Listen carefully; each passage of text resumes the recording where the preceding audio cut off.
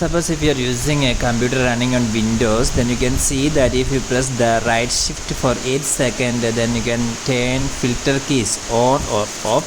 So in your computer keyboard you can see that this is the Windows key, and suppose if you press this this is the shift key, okay, and if this is the shift key, so if you press this key for 8 seconds, you must press this key for 8 seconds.